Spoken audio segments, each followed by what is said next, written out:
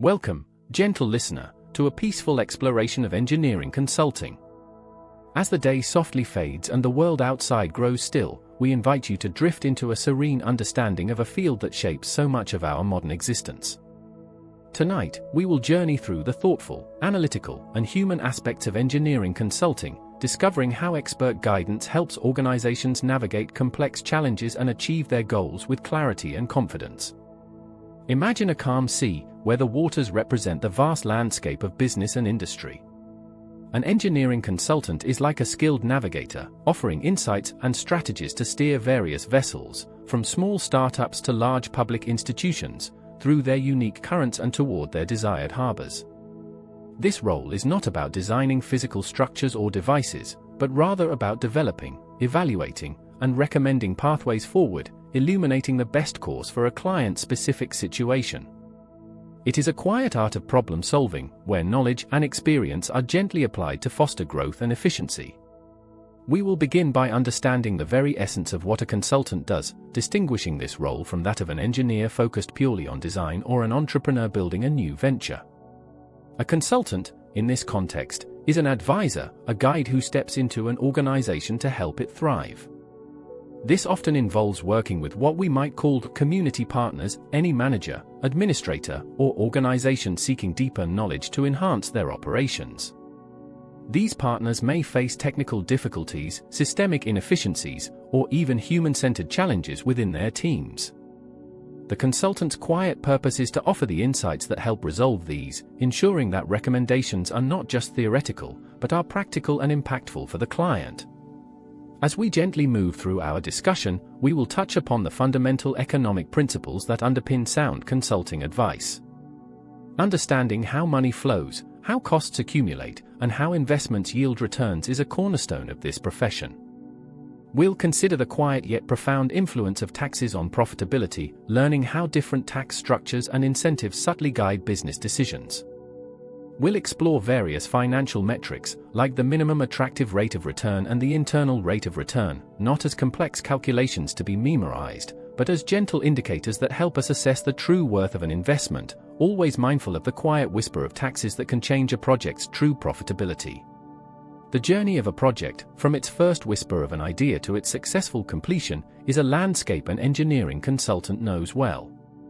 Project management provides the structured calm, a methodical approach to bringing complex endeavors to fruition. We'll consider the iron triangle of project management, a gentle reminder that every project balances scope, cost, and time, and how changing one aspect subtly influences the others. This structured approach helps ensure that project goals are specific, measurable, achievable, relevant, and time-bound, laying a solid foundation for any undertaking. As we delve deeper, we'll encounter various approaches to project management. The traditional waterfall model, with its structured, sequential steps, offers a sense of methodical progression, like a river flowing steadily to the sea.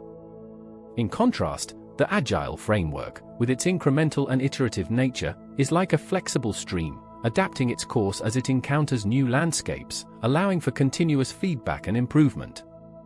A skilled consultant understands when to recommend each approach, or even a hybrid or blend, to best suit the client's unique project and organizational rhythm. Tools such as work breakdown structures, Gantt charts, and critical path methods provide the quiet framework for planning and monitoring, ensuring that every activity, no matter how small, contributes to the overall flow of the project. Uncertainty is a natural part of any venture, much like the gentle shifting of the wind. Engineering consultants must anticipate these subtle changes.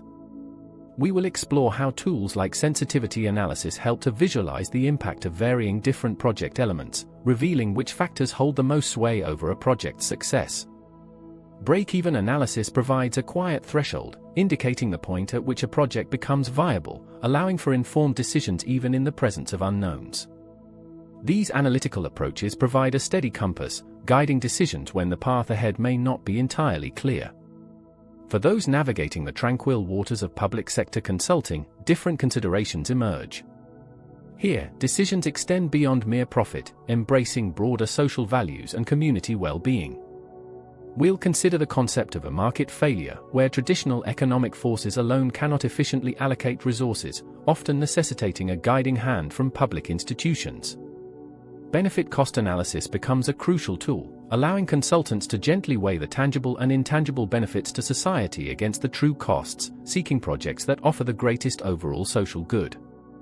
This perspective acknowledges that sometimes the most valuable outcomes are not easily measured in monetary terms, but in the quiet improvements to health, safety, and community life. Finally, we will reflect on the importance of standards and quality improvement. These are the quiet guardians of excellence, ensuring that services and processes consistently meet high expectations. Whether it's medical device standards ensuring safety and efficacy, or broader organizational quality standards fostering consistency, a consultant helps organizations not only meet these benchmarks but also continually strive for improvement. This journey towards enhanced quality is a dynamic, ongoing process, much like the slow, steady progress of a ship toward a distant, ever-improving horizon. So, let us gently embark on this journey, letting these concepts wash over you like a soothing tide. Allow your mind to absorb these ideas in a calm, unhurried rhythm as we explore the thoughtful world of engineering consulting. Let us consider the very foundation of what it means to be an engineering consultant. Unlike the direct creation of a new device or the entrepreneurial drive to launch a product, the consultant's work lies in the realm of expert advice and strategic guidance. Imagine standing at a crossroads with a client, and instead of building a new road yourself, you illuminate the best path, supported by clear analysis and well-reasoned recommendations. This subtle shift in focus is key to the consulting mindset. The primary objective for a consultant is to help clients achieve their goals, which are often rooted in solving complex problems or seizing new opportunities. This means the consultant must first deeply understand the client's world, including its unique challenges, aspirations, and constraints. It's a process of listening attentively, observing keenly, and analyzing thoroughly to truly grasp the situation at hand. The role is less about having all the answers upfront and more about asking the right questions and applying structured thinking to uncover optimal solutions. A fundamental aspect of this work involves engaging with various stakeholders within a client's organization, which we refer to as community partners. These could be leaders, team members, or even external groups affected by the client's operations. Each partner brings a unique perspective and set of needs, which a consultant must carefully consider. For instance, a client might be struggling with a technical system that is inefficient, or perhaps their teams are facing communication barriers that hinder productivity. The consultant acts as a catalyst, helping to clarify these issues and then developing actionable strategies to address them effectively. One of the cornerstones of effective consulting is a solid grasp of financial principles. This is where engineering economics becomes an indispensable tool. Every recommendation a consultant provides, whether it's about optimizing a production process or implementing a new technology, has financial implications. Understanding these implications is crucial for ensuring that the advice offered is not only technically sound but also economically viable. It's about helping clients make decisions that are not just good, but smart for their long-term financial health. Consider, for a moment, the concept of taxes, which might seem like a dry topic, but it profoundly impacts financial decisions. Taxes are simply fees paid to support government functions, from maintaining public infrastructure like highways and water treatment facilities, to funding essential services like education and healthcare. For individuals and businesses, taxes are a direct consequence of their economic activities. For a business, taxes directly reduce net profits, transforming what might initially appear as a gain into a different financial reality. When an engineering consultant evaluates a project for a client, they must account for how taxes influence the project's profitability. A project's tax obligations are essentially a disbursement, an outflow of funds. Conversely, if a project happens to generate a loss, the resulting tax savings can be seen as a negative disbursement, effectively reducing the overall financial burden. This distinction, that taxes are applied to profits rather than just revenue, is a subtle yet critical point for any consultant advising on financial strategy. It means that the way expenses are categorized and accounted for can significantly alter the tax burden and, by extension, the overall financial attractiveness of a project. Personal income taxes often follow what is called a progressive rate, meaning that individuals who earn more pay a larger percentage of their income in taxes. Corporate income taxes, however, typically operate on a different principle, often using a proportional or to flat tax rate. This means that, generally, corporations pay the same tax rate regardless of their income level, though there can be exceptions. Many countries, for instance, offer favorable tax treatment to smaller companies or startups to encourage new business and innovation. This is an important consideration for a consultant working with a growing business, as it can influence cash flow and investment capacity. Understanding how to calculate a company's net income for tax purposes is also vital. This involves subtracting various expenses from gross income. Expenses are the real costs incurred in performing business operations, and they can also include a portion of the capital expense for assets. Capital expenses, referring to purchases of significant value like machinery or buildings, are often treated differently, as their cost is spread out over time through a process known as depreciation. The precise rules for these deductions can be complex, and they may also change over time, sometimes offering short-term tax reductions or incentives for specific industries. A consultant stays abreast of these nuances, as they directly affect a client's financial planning and project viability. This leads us to the concept of incentives and small company tax rules. Governments frequently use tax incentives to encourage certain corporate behaviors, such as investing in specific types of projects or developing operations in particular geographic areas. For example, some regions might offer tax relief for technically oriented startups, recognizing their potential for growth and innovation. In many places, special deductions are available to small businesses, which can significantly reduce their effective tax rates. This is where a consultant's knowledge of depreciation methods, which we will touch on later, becomes particularly useful, as it helps businesses maximize these benefits and manage their tax burden strategically. Moving beyond taxes, another critical concept for engineering consultants is the minimum attractive rate of return, or MARR. This is essentially the lowest rate of return a project must achieve to be considered acceptable. It's the hurdle rate for investments. Before explicitly considering taxes, projects might be evaluated using a before-tax MARR, where the assumption is that this rate already accounts for the anticipated tax impact.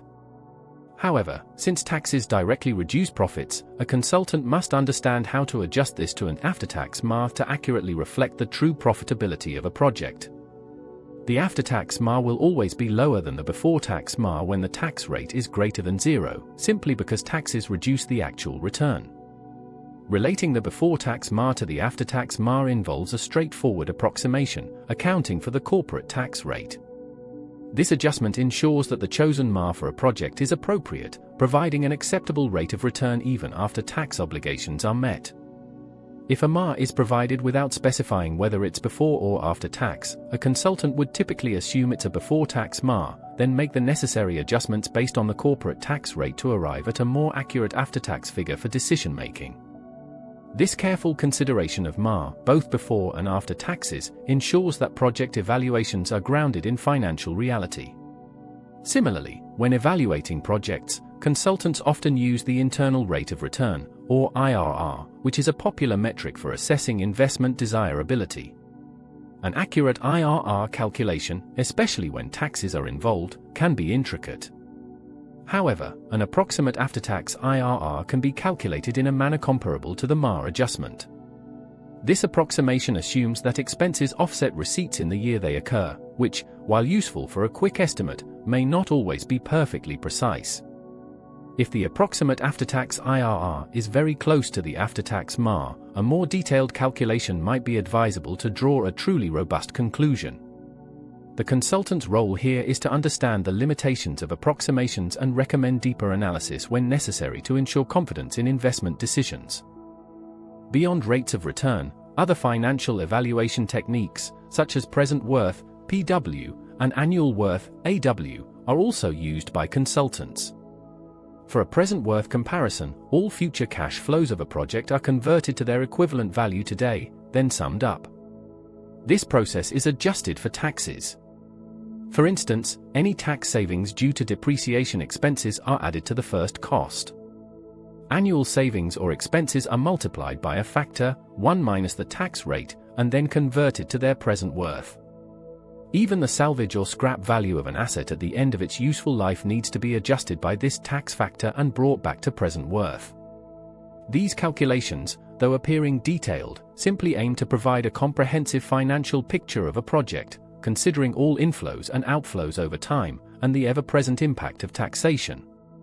The effect of taxation on cash flows is a recurring theme in engineering economics and consulting.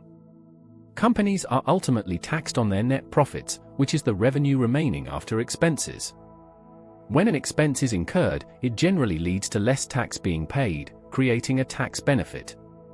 However, not all expenses can be fully claimed in the year they occur. Capital purchases, for instance, which are significant investments in assets, are typically depreciated over several years.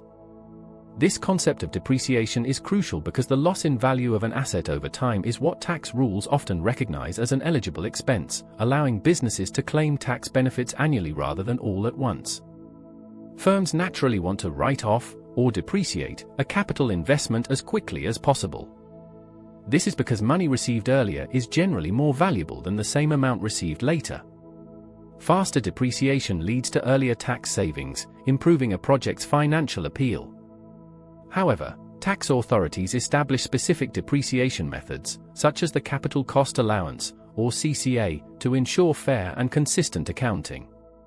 While these methods may not perfectly reflect an asset's true market value depreciation, they provide a standardized, rule-oriented way to calculate tax-deductible expenses.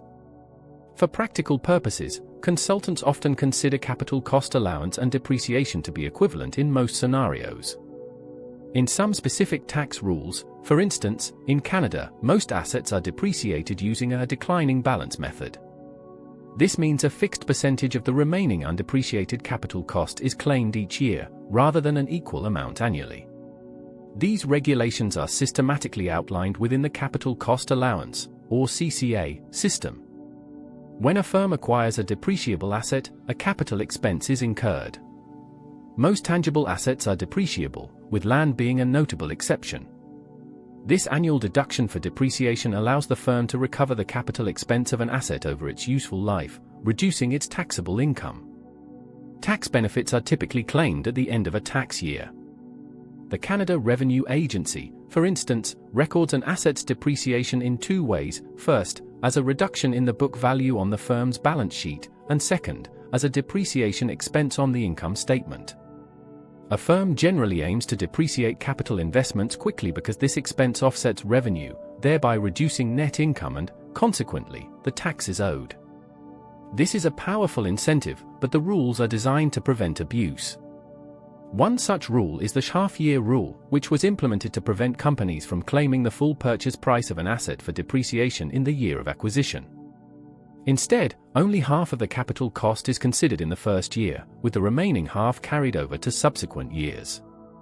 This subtle but impactful rule discourages late-year purchases purely for tax benefits and prevents an inflated present worth of tax savings. Understanding these specific rules is crucial for consultants to accurately advise clients on asset acquisition and tax planning. The basis for calculating the capital cost allowance for assets within a particular class is the total undepreciated capital cost, or UCC, of all assets in that class. As assets are depreciated, companies maintain an undepreciated capital cost account to track the remaining book value for tax purposes. Assets of a similar nature are pooled into classes, and one UCC account is maintained for each class. The CCA for any given year is then calculated from the specified CCA rate for that class and its opening UCC balance, adjusted for additions and disposals. This structured accounting ensures that depreciation is consistently and fairly applied for tax purposes. To summarize the effects of these tax rules, we can introduce the capital tax factor, or CTF. This single value encapsulates the overall benefit of future tax savings due to the capital cost allowance. It allows consultants to simplify complex depreciation schedules into a single factor, which can then be used to calculate the present worth equivalent of an asset's tax benefits. The CTF remains constant for a given CCA rate, interest rate, and tax rate, providing a stable basis for analysis. Separately, when an asset is disposed of or salvaged, the effect on the UCC is immediate, not subject to the half-year rule, and its tax impact can be summarized using a capital salvage factor, or CSF. These factors simplify the evaluation of significant asset transactions under various tax conditions. Beyond purely financial calculations, engineering consulting also deeply involves navigating uncertainty and risk. Every project, no matter how meticulously planned, carries inherent uncertainties in its parameters, such as fluctuating prices, changing interest rates, or unpredictable cash flows. These variations can significantly influence a project's outcome, making it crucial to understand how sensitive that outcome is to changes in these uncertain factors. This is where techniques like sensitivity analysis come into play. Sensitivity analysis helps a consultant evaluate how altering one key project parameter, either above or below a base case estimate, affects the overall performance measure of a project. The goal is to identify which parameters have the most significant impact, allowing for more focused attention and risk mitigation. For instance, in a large-scale project, changes in raw material costs might have a far greater impact than minor fluctuations in administrative overhead. However, it's important to remember that sensitivity graphs are only valid over the range of values considered, and they don't typically account for the complex interactions that can occur when multiple parameters change simultaneously. This leads us to another vital tool, break-even analysis, or BA. While sensitivity graphs highlight the most influential parameters, break-even analysis takes it a step further by identifying the specific break-even value at which a project's performance measure reaches a desired threshold, often zero present worth. Instead of just knowing which parameter is most important, BA tells us at what value that parameter makes the project viable. For a consultant, this is incredibly powerful. It allows them to determine the maximum acceptable initial cost for a project, or the minimum annual savings needed to ensure its economic viability. For example, knowing the break-even interest rate can inform investors about the threshold above which a project would no longer be attractive. Break-even analysis is also invaluable when comparing multiple projects. If a client is weighing two seemingly incomparable alternatives, a consultant can use BA to find the point where the client would be indifferent between the two, based on a common parameter like sales levels or operational costs. This allows for a more objective assessment and helps identify the best choice under various scenarios. By understanding these break-even points, consultants provide clients with clear thresholds and critical insights, enabling them to make robust decisions even amidst fluctuating market conditions and project uncertainties. These tools collectively enhance a consultant's ability to provide proactive and strategic advice, steering clients away from potential pitfalls and towards success. Moving from financial assessments, let us now consider the fundamental economic concept of production, function, and isoquants. This area helps consultants understand how organizations convert inputs into outputs, a core process for any business or service provider. A production function, in its simplest form, describes the relationship between the inputs used and the outputs generated. For instance, in a healthcare context, health could be the ultimate output, influenced by inputs such as medical care, diet, sleep, and exercise. The consultant helps to identify these inputs and analyze how effectively they contribute to the desired outcome. The concept of health status serves as a measure of an individual's perceived health, and this, too, can be understood through a production function. Various factors, including medical care, lifestyle choices, environmental influences, and individual biology, all act as inputs shaping this output. By thinking of health status as a function of these combined inputs, consultants can begin to analyze how different interventions or changes might impact overall well-being. This perspective encourages a holistic view of outcomes, recognizing the multiple dimensions that contribute to the desired end state. Within the production function framework, two key concepts are total product, TP, and marginal product, MP. Total product refers to the maximum output achievable as the amount of input changes. Often, as inputs are increased, total product rises but eventually experiences saturation, meaning the rate of increase slows down or even decreases. Marginal product, on the other hand, measures the increase in total output resulting from a single unit increase in a particular input. For a consultant, understanding marginal product is often more relevant for advising on policy or operational changes, as it highlights the immediate impact of adding or subtracting resources. While total contributions might be substantial, many critical decisions are made at the margins, focusing on the incremental benefits of each additional unit of input. Under most realistic conditions, marginal products are expected to be positive, meaning that adding more input, up to a certain point, will yield some additional output. A negative marginal product would imply a decrease in output from adding more input, which, while possible in highly constrained systems, is less common in broader economic contexts. The distinction between total and marginal is crucial. A large total output doesn't necessarily mean that adding one more unit of input is still highly productive. Consultants often look for areas where marginal product is still high, indicating opportunities for efficient growth. To illustrate how inputs, processes, and services interrelate, a basic economic model can be helpful. This model outlines how various inputs, such as healthcare workers, physicians, nurses, management and support staff, other healthcare resources, facilities, equipment, pharmaceuticals, and non-healthcare factors, transportation, infrastructure, flow through production processes, organizational structure, technology, regulations, to yield services, types of care, quality. A consultant analyzes this model to identify bottlenecks, inefficiencies, or areas where changes in inputs or processes could significantly enhance the quality or quantity of services delivered. By understanding this interplay, they can provide targeted recommendations to improve overall system performance. Interpreting changes in the total product curve is another skill a consultant employs. A shift in the curve occurs when an external factor, an externality, impacts the entire system, causing health or output to increase or decrease across all levels of input. For example, a new public health crisis might reduce the overall health status of a population, causing the entire TP curve to shift downwards. In contrast, moving along the TP curve represents increasing or decreasing the amount of a specific input, which then changes the output.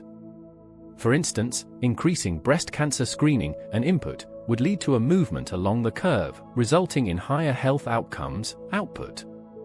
Consultants use this distinction to identify whether a problem stems from systemic external factors or from choices related to resource allocation. This brings us to the law of diminishing marginal returns, a concept we explored in cost analysis but which is equally relevant here. As more and more variable resources are added to a fixed resource, the additional output generated will eventually begin to decrease.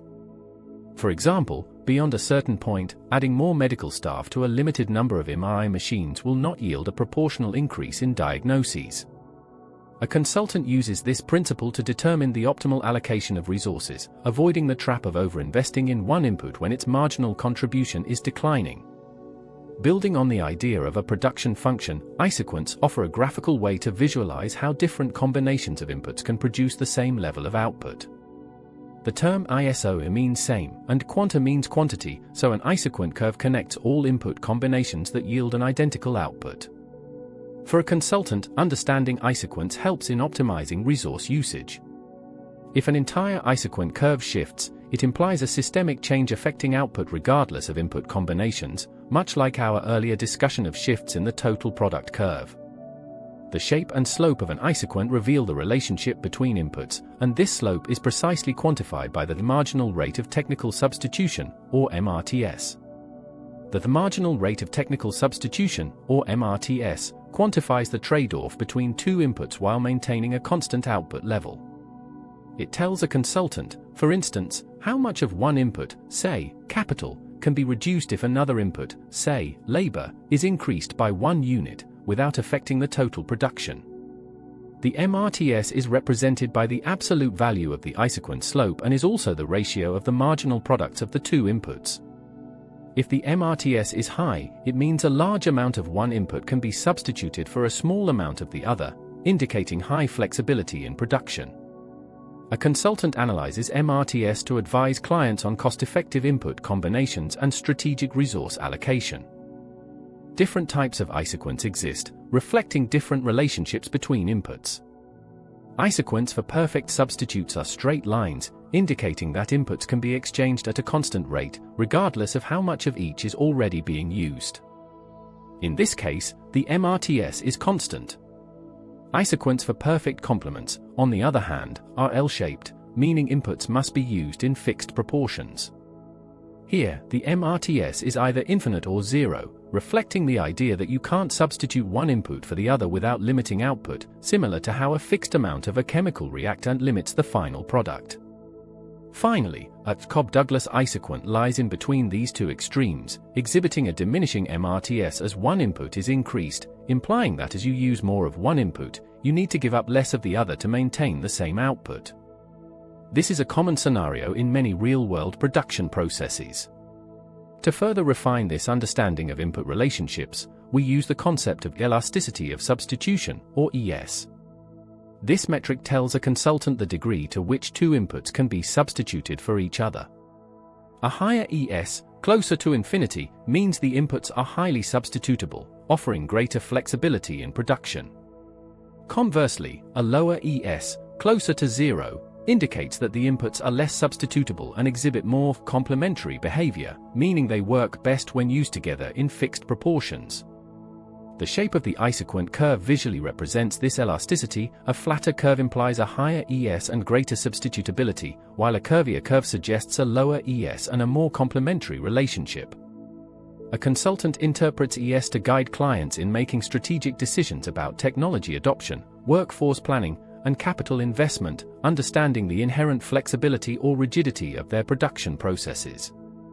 Now, let us turn our attention to the foundational concepts of cost analysis, which are critical for any engineering consultant.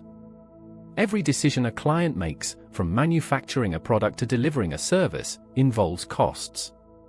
Understanding these costs, and how they behave, is paramount to maximizing efficiency and profitability. We begin by defining inputs as the resources used in production, such as raw materials or specialized equipment, and outputs as the resulting products or services. Within the realm of inputs, some resources are fixed, meaning their quantity doesn't change regardless of how much output is produced. An MRI machine in a hospital, for instance, is a fixed resource. Whether 1 patient or 10 are imaged in a day, the number of machines remains constant. Other resources are variable, changing in quantity with changes in output. Imaging more patients requires more electricity and liquid helium, which are variable resources. This distinction between fixed and variable resources is important because it defines what economists call the short-term, when at least one resource is fixed, versus the long-term, when all resources can be varied. Specialization offers significant benefits in production. Imagine a hospital with multiple radiologists. They can divide tasks, with some specializing in brain imaging and others in different organs. This division of labor allows them to achieve more collectively than any single radiologist could alone. However, there are also specialization limitations. As more and more variable resources, like radiologists, are added to a fixed resource, like an MRI machine, eventually the additional output generated will diminish. This leads to the law of diminishing marginal returns, which states that adding variable resources to fixed resources will eventually cause the additional output to decrease. A consultant uses this principle to identify the optimal point for resource allocation, preventing overinvestment in certain inputs when their productivity begins to wane. The concept of marginal is central to cost analysis. It refers to the change in one quantity resulting from a one-unit change in another. For example, if adding a second radiologist increases the number of diagnoses from 4 to 9, the marginal product of that additional radiologist is 5 diagnoses. This incremental view is crucial for making effective operational decisions. When we translate this to costs, we consider total costs, CQ, which are the sum of fixed costs, those that don't change with output, like a CEO's salary or depreciation, and variable costs, those that do change with output, like raw materials or labor. Marginal costs, MC, then represent the additional cost incurred to produce one additional unit of output. This helps a consultant determine the most efficient level of production. We can further break down costs into per unit costs. These include an average variable cost, AVC, which is the total variable cost divided by the quantity produced, average fixed cost, AFC, which is the total fixed cost divided by the quantity, and average total cost, ATC, which is the total cost divided by the quantity, or simply the sum of AVC and AFC. As quantity increases, AFC will always decrease because the fixed cost is spread over more units, approaching zero. The relationship between marginal cost, average variable cost, an average total cost is quite illuminating. The marginal cost curve typically falls initially due to specialization benefits, then rises as diminishing returns set in. Importantly, the marginal cost curve always intersects the average variable cost and average total cost curves at their minimum points. This is a crucial economic insight. If the cost of producing one more unit, marginal cost, is less than the average cost, the average will be pulled down. If it's higher, the average will be pulled up. These cost concepts directly lead to the idea of economies of scale. This describes how a firm's average costs change as its output increases. Increasing returns to scale, or economies of scale, occur when doubling all inputs more than doubles the output, leading to lower average costs. This might happen due to greater specialization or more efficient use of large-scale equipment. Constant returns to scale mean that doubling inputs precisely doubles output, keeping average costs constant. Finally, decreasing returns to scale, or diseconomies of scale, occur when doubling inputs less than doubles output, resulting in higher average costs. This can happen if an organization becomes too large and unwieldy, leading to coordination problems or bottlenecks. A consultant would ideally advise a client to operate within the economies of scale segment, where increasing production leads to lower average costs. However, simply producing more to reduce average costs is not the only consideration. A crucial additional factor is demand. Producing a large quantity at a low average cost is only beneficial if there is sufficient consumer demand to purchase that output. A consultant helps clients balance cost efficiency with market realities, ensuring that their production strategy is aligned with what the market actually needs. For example, a mass vaccination clinic, though having higher total costs than individual clinics, can achieve much lower average costs per vaccination due to the efficient deployment of resources, provided there's sufficient demand for vaccinations. This holistic view of costs, scale, and demand is central to providing sound business advice. Now, let us shift our focus to public decision-making, a distinct and crucial area within engineering consulting, particularly relevant for projects with a broad societal impact. Unlike private sector decisions driven primarily by profit, public sector projects demand a consideration of wider social values and community well-being. All organizations, and their employees, have a responsibility to account for their activities' effects on society. For engineers and consultants, this means looking beyond market prices, which may not fully capture the social benefits and costs of a project. Consider the construction of a new highway. While a private firm might focus on construction costs and potential revenue from tolls, a public sector consultant must also weigh the social benefits, such as increased safety and reduced travel times for commuters, against the social costs, like the loss of land, decreased property values in nearby areas due to increased noise, or environmental impacts. This broader perspective acknowledges that engineering decisions have ripple effects throughout society, and these external impacts must be carefully considered alongside direct financial costs and benefits. This brings us to the concept of the market failure. A market, ideally, efficiently allocates resources. However, market failure occurs when prices do not adequately reflect all social benefits and costs, leading to inefficient resource allocation. This can happen for several reasons. Perhaps there's no clear way for affected parties to communicate their concerns to decision-makers, or a single entity, a monopolist, can unduly influence prices or output. Acid rain, for example, is a classic illustration of market failure, where the costs of pollution are borne by society at large, not fully by the polluting power plants, thus removing the natural market incentive for reduction. When market failure occurs, remedies are often sought. These typically involve formal methods for reducing the negative impact. Governments might impose policy instruments like regulations, standards, bans, quotas, or monetary incentives and deterrents, taxes, subsidies, to modify behavior. Litigation provides a legal avenue, holding sellers responsible for product or production effects, as seen in consumer law.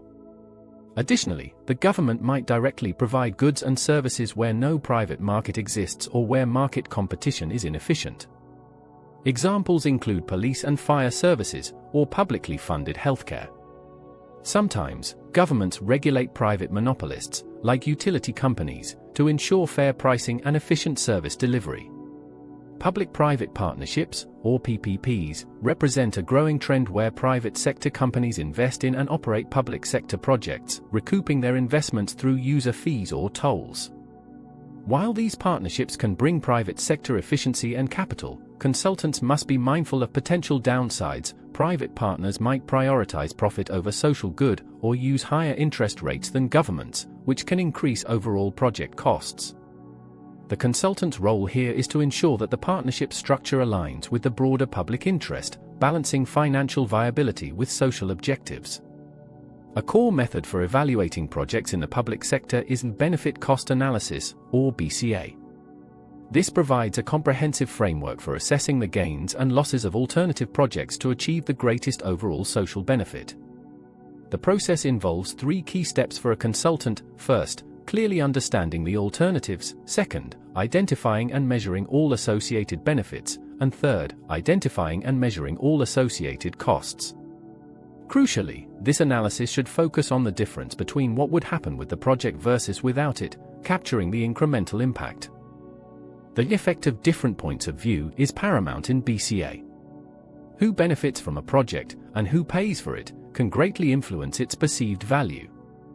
A project's users might experience direct benefits like decreased travel time or increased safety, while their sponsors, e.g., the government, might see increased tax revenues or cost savings. Identifying and valuing these social costs and social benefits can be more challenging than quantifying direct financial costs. For example, increased noise pollution or disruption of traffic flow are intangible cash flows that are harder to measure than direct construction worker wages. To address these intangible costs and benefits, consultants employ approximation techniques. Contingent valuation uses surveys to ask the public what they would be willing to pay for a good or service, or to avoid a negative impact.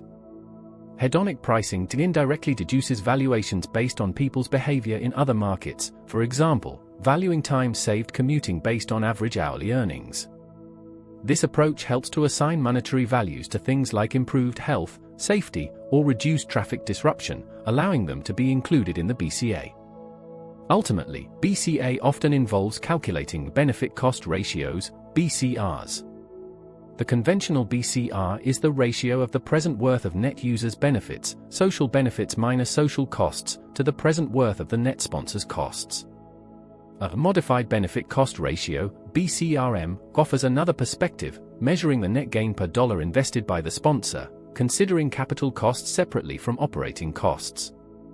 Generally, a project is considered desirable if its BCR or BCRM is greater than 1, meaning the benefits outweigh the costs. If it's less than 1, it's undesirable. If it equals 1, costs equal benefits. While both BCRs yield different numerical values, they should lead to the same qualitative conclusion about a project's viability. For independent projects, all projects with a BCR greater than 1 can be accepted. However, for mutually exclusive projects, where only one option can be chosen, a more detailed analysis, such as evaluating the incremental difference between projects, is needed. A word of caution: the BCR for a project may not always be unique, as the classification of certain effects as a cost or a reduction in benefits can sometimes be ambiguous.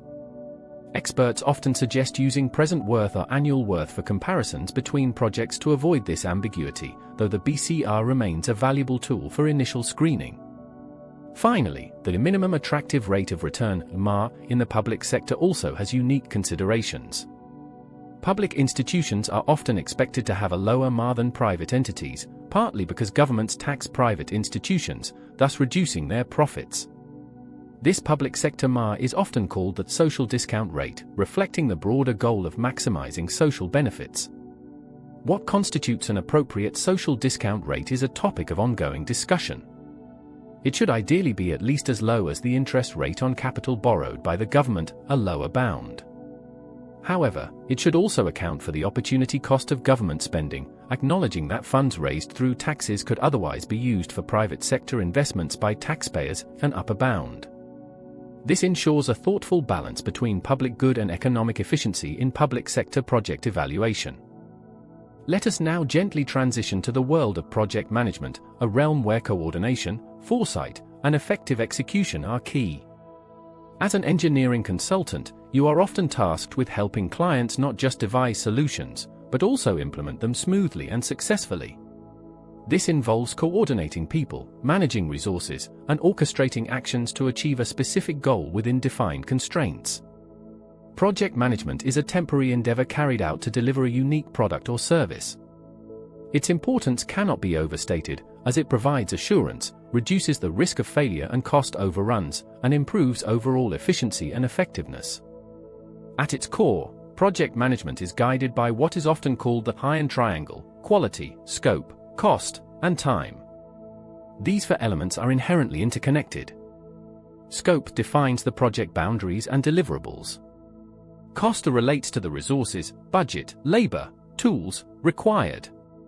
Time refers to the project deadlines. Quality is the overarching outcome, affected by how well the other three are managed. The challenge for a project manager is to achieve the project's goals and objectives within these constraints. If you broaden the scope, you likely need more time or more resources. If you need to shorten the timeline, you might need to reduce the scope or increase resources. Understanding these trade-offs is fundamental to successful project execution. In the real world, project managers fulfill project objectives, often juggling multiple projects simultaneously. Engineers frequently transition into project management roles because their technical knowledge allows them to effectively collaborate across diverse, multidisciplinary teams, spanning areas like technical development, finance, and distribution. For aspiring consultants, developing strong project management habits is essential, as it forms a critical part of how recommendations are transformed into tangible results. A key technique in project management is setting SMART goals. This framework ensures that objectives are clearly defined and achievable. Specifics means clearly stating who, what, where, when, and why. Measurable involves defining how progress and success will be tracked. Achievable asks if the goal is realistic given available skills and resources. Relevant ensures the goal aligns with the overarching objectives. And time-bound sets a deadline for completion. By applying the SMART framework, consultants help clients articulate their project objectives with precision, laying a clear path for success and facilitating effective monitoring of progress. Every project also follows a project management lifecycle, typically comprising 5 distinct stages. These stages provide a structured roadmap, from the initial spark of an idea to its final conclusion. The first stage is initiation, where the project's nature and scope are defined. This involves drafting a project charter, a foundational document that outlines the project's background, objectives, methodology, justification, requirements, constraints, risks, and key deliverables. It sets the stage for what needs to be done and why. The second stage is planning and design. Here, the project is broken down into smaller, manageable modules, the sequence of activities is defined, and the necessary resources are identified. Key planning elements include defining the project scope, what needs to be done, identifying the project team, who will do it, creating a project schedule, when tasks will occur, developing a work breakdown structure, a hierarchical list of tasks, establishing a risk plan, identifying and mitigating potential issues, preparing a budget, estimating costs, and outlining a communications plan, how and when updates will be shared. This comprehensive planning ensures all aspects are considered before execution. The third stage is execution, where the actual work of the project is carried out to deliver the product, service, or desired outcome. This involves initiating the processes defined in the plan and ensuring effective coordination and communication among all team members. For consultants, this stage is often about guiding the client's team through the implementation of the recommended actions. Following execution, the project moves into our monitoring and controlling. In this phase, regular progress reports are generated, and a constant assessment of issues and risks is maintained. This continuous oversight ensures that the project stays on track, and any deviations or challenges are identified and addressed promptly. This stage concludes when the project's goals and objectives have been met. Finally, the closure phase marks the formal conclusion of the project. During this stage, the project manager ensures the client is satisfied with the outcome and that all work is complete. A closure report is often prepared, documenting how well the project performed against its original goals and capturing lessons learned to benefit future projects. This reflective step is vital for continuous improvement, allowing consultants and clients alike to grow from each experience. It's important to note that projects can terminate at any stage or iterate between stages, allowing for flexibility and adaptation. To support effective project management, a variety of tools are available. For instance, a work breakdown structure, or WBS, is used to decompose a project into smaller, more manageable activities, providing a clear hierarchy of tasks. A Gantt chart offers a visual representation of project schedules, showing task dependencies and timelines, which helps in sequencing activities. The critical path method, or CPM, is used to identify the longest sequence of dependent tasks, determining the minimum project duration. The project evaluation and review technique, or PERT, is similar but is used when task times are uncertain, relying on optimistic, most likely, and pessimistic time estimates. These tools help consultants plan, track, and manage projects with precision. In agile environments, a Scrum storyboard is used to track activity progress, categorizing tasks into to do, in progress, and complete. Software like Microsoft Project can create WBSs, Gantt charts, and CPMs, while Jira is often used for Scrum storyboards and sprints. These tools empower consultants to bring structure and clarity to complex projects, enhancing predictability and control. Moving deeper into project time management, the critical path method, or CPM, and then project evaluation and review technique, or PERT, are crucial for effective scheduling and control. While a Gantt chart provides a general overview of activity length and order, CPM and PERT delve into the interdependence of activities. PERT is used for projects where task times are uncertain, employing a probability model based on optimistic, most likely, and pessimistic time estimates to calculate an expected time for each task. This helps manage unpredictable activities. CPM, conversely, is used when task times are known or more predictable. It's an activity-oriented, deterministic model focused on cost optimization.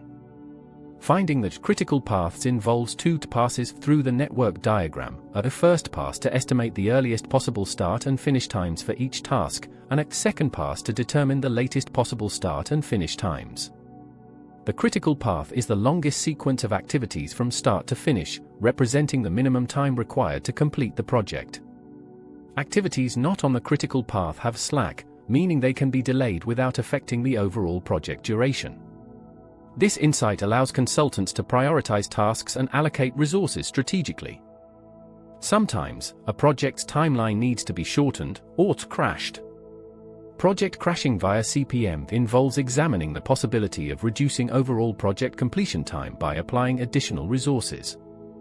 The goal is to identify activities on the critical path that are the least expensive to shorten per unit of time. Each activity is shortened by its maximum amount or until another critical path is created. This often involves calculating a crash cost per unit time by comparing the normal cost and time with the crashed cost and time. While this typically assumes a linear relationship for additional cost to reduce time, it provides a powerful method for consultants to make informed decisions about time-cost trade-offs, balancing project acceleration with budgetary constraints. Now, let us bring these various threads together under the overarching theme of engineering consulting. The insights from project management, financial analysis, risk assessment, and understanding production processes are not isolated concepts, but interconnected elements that form the consultant's toolkit. When a consultant engages with a client, they are applying this integrated knowledge to solve real-world problems. Imagine a client seeking to optimize their supply chain. The consultant draws upon cost analysis to understand fixed and variable costs, identifying areas for efficiency. They use production functions and Isoquants to analyze how different combinations of labor and automation might affect output and cost, guiding decisions on resource allocation. Project management methodologies, whether waterfall for a structured implementation or agile for iterative improvements, provide the framework for carrying out these changes. Risk assessment tools like sensitivity and break-even analysis help the client understand the financial implications of different scenarios, preparing them for potential uncertainties. In the public sector, the consultant's role expands to encompass social impact. A government agency looking to improve public health services would rely on a consultant to apply benefit-cost analysis, quantifying not just direct costs, but also intangible social benefits like improved community well-being or reduced disease burden. They would evaluate projects against quality standards and contribute to quality improvement plans, ensuring that the recommendations lead to better, more equitable, and safer services for the population. This blend of economic rigor and social consciousness is what makes public sector consulting so uniquely impactful. Furthermore, effective teamwork and leadership are indispensable in consulting. Consultants often work in multidisciplinary teams, both within their own firm and alongside client personnel. Desirable team characteristics include commitment, equitable contributions, perseverance through setbacks, trust among members, mutual accountability, and a strong work ethic. A positive team culture, fostered through open communication and clear expectations, is crucial for mitigating conflicts. Consultants are often called upon to facilitate discussions, resolve disagreements, and build consensus, ensuring that diverse perspectives contribute to the best possible outcome. Developing a team charter that outlines roles, responsibilities, and conflict resolution strategies can provide a solid foundation for harmonious and productive collaboration. The purpose of a consultant is to create value for their clients, not just by delivering a report, but by helping them achieve meaningful results. This often means asking not what kind of drill do you want, but what kind of hole do you want to make. It's about understanding the deeper need, the underlying problem, and then leveraging a comprehensive understanding of economics, project management, and organizational dynamics to guide the client towards the most effective solution.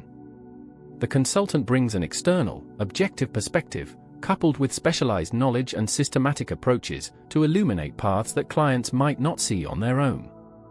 As we gently wind down our exploration, let us softly recap the journey we have taken tonight. We started by defining engineering consulting as a field of expert advice and strategic guidance, distinct from direct design or entrepreneurial ventures.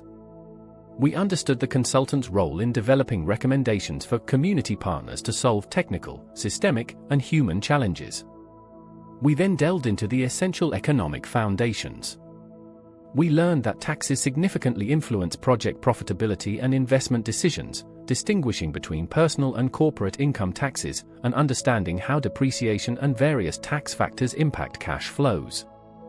We explored crucial financial metrics such as MARR, IRR, present worth, and annual worth, recognizing how these tools help evaluate the economic viability of projects, always adjusted for the reality of taxation. Our journey continued through the structured world of project management. We grasped the importance of the iron triangle, balancing scope, cost, time, and quality.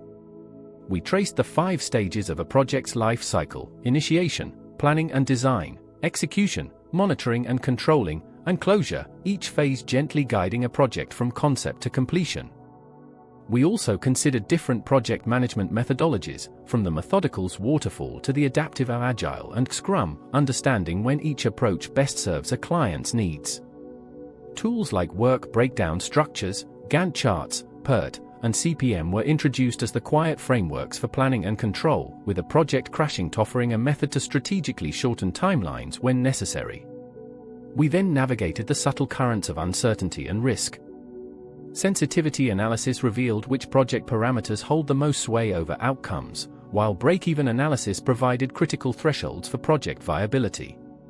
These analytical approaches equip consultants to provide clear direction even when the future seems hazy. For public sector consulting, we recognized the broader context of social benefits and costs, the complexities of market failure, and the various remedies governments employ. Benefit cost analysis emerged as a powerful tool for evaluating public projects, quantifying both tangible and intangible impacts to ensure the greatest social good. We touched upon the unique considerations of the social discount rate in public sector investments. Finally, we reflected on the quiet guardians of excellence, quality standards and continuous improvement plans. These frameworks ensure that services consistently meet high benchmarks, driving ongoing enhancement and accountability, particularly in fields like healthcare. We also acknowledge the indispensable role of effective teamwork and leadership in managing conflict and fostering collaborative success within consulting engagements. Engineering consulting, at its heart, is about providing clarity, direction, and value. It's about combining rigorous analysis with a deep understanding of organizational and societal needs, guiding clients through complexity to achieve their fullest potential. May these thoughts settle gently in your mind, offering a calm and comprehensive view of this insightful profession. Good night.